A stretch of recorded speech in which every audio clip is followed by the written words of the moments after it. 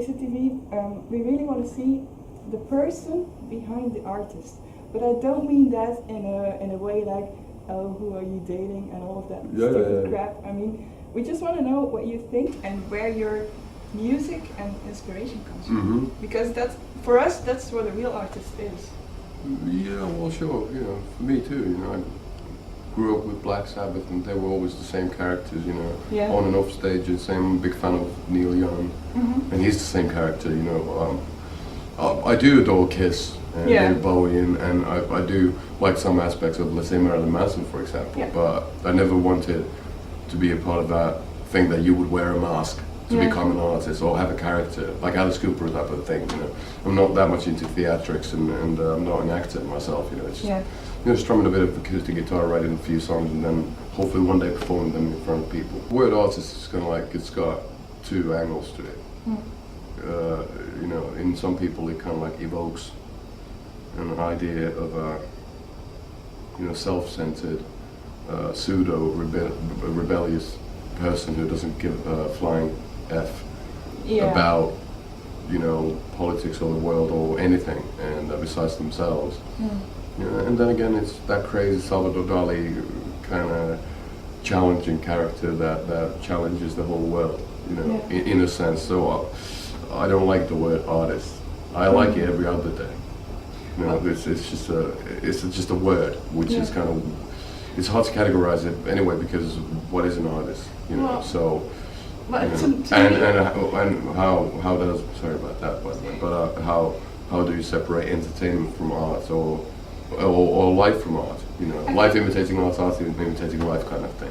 I think art needs to be real. It needs to come from emotion. To me, that's art. Yeah, but in that sense, you know, life in itself is very artful.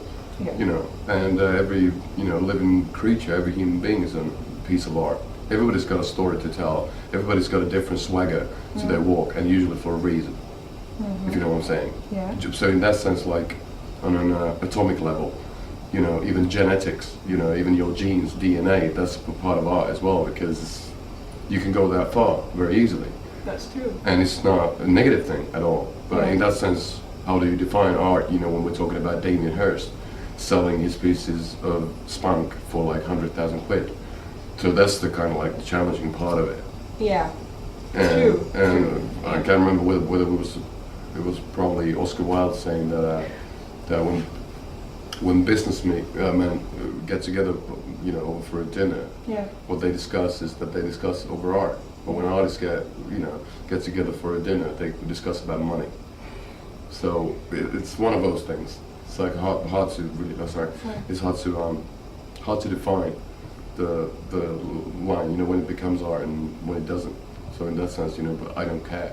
You know, I just have the great opportunity of, you know, writing music and being able to see a lot of places in the world through traveling and touring. So if it's art, I'm fine by it. If it's not, I'm fine by it too. Well, okay. Maybe I worded it wrong. No.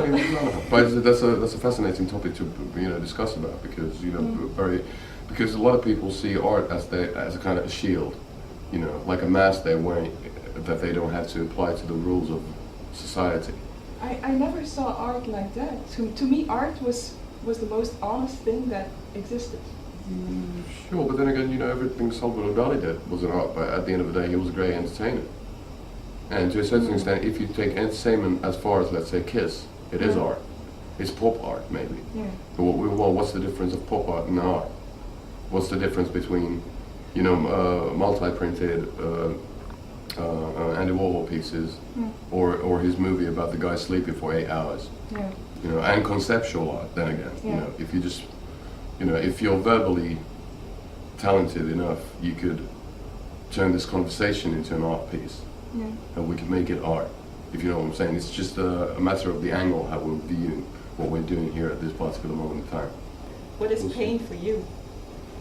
Well, you know, to a certain extent, you know, when it comes to art or music or expressing yourself, you know, it's one of those things that in this world, in these modern times, you know, everybody's probably said that for the past 2,000 years, but pain is a reminder of that you live, in a way. But what causes your pain? Oh, what causes my pain? Watching the news. There's a lot of painful stuff happening in the world. You know, obviously there's a lot of things that are very personal, and a lot of things I don't wish to talk about because in the case of me talking about particular painful things that caused me to write a song, I would destroy the image that people have created of a couple of our songs, and that's the beauty behind a book versus a movie, that you can let your imagination to, you know, work or find a one line in a song very important for you in that particular moment in time for a very different reason that it was important for me, and that's the beauty behind, you know, music in general. You know, I don't know what, you know, Geezer Butler was looking for when he wrote the lyrics for Paranoid. I can still feel my own feelings through that song. And I guess that's the important thing. You know, it's the song or a painting can be a catalyst to yourself. Subconsciously it alters your state of mind and it gets something out of yourself. And I guess that's a good thing. It like opens, you know, it gets a couple of skeletons out of the closet. Yeah. So you actually want people to be free to interpret your songs? Yeah. Well, we've never been a religious or a political band. We don't have a message. Yeah. In that sense. So all the stuff we've always done is very personal. So it's kind of weird also to write about at times very personal things, very, you know, stuff that's very close to me, and then hide it behind some lyrics. Not to be too blunt, and I'm not talking about James. And then see how it affects people so differently. It's kind of weird. It's like it's been like the invisible man jerking off in public. If you know, kinda the vibe. So it is weird, but it's also, you know, I started writing because it's very cathartic, and maybe I didn't have friends to talk to at that time about me having my heart broken for the first time or whatever. So it was very natural for me, since I had been playing music, to express myself through music. And it made me feel better, and that's what music at its best does. You know, when you're feeling really bad, and the weird thing is that when people are bad, they usually never listen to positive stuff. They always listen to really gloomy and doomy and rocking stuff. It's kind of like a cathartic thing. They're experiencing their pain with the artist, maybe from a different angle and from, you know, on a different level. But still, again, you know, they don't feel alone. They don't feel alone with the bad feeling they have. And then when they're having a good time, you know, that's when they listen to like Motorhead or whatever. Yeah. Well, I'm talking about good and bad. I actually wanted to ask you, what do you think that good and bad is?